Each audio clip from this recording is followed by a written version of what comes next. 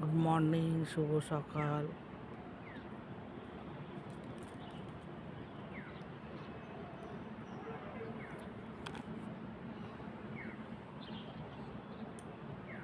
আজকে রবিবার 9 তারিখ। সকলের সারাদিন খুব ভালো কাটো। 9ই নভেম্বর।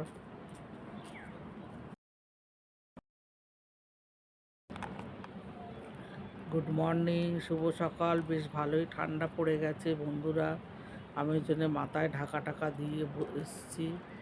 হ্যাঁ, দেখো কত সুন্দর আকাশ, সূর্য কি সুন্দর উঠেছে, দেখেছো কি সুন্দর সূর্য উঠেছে। খুব ভালো লাগছে। এখন সকাল 6টা বাজে।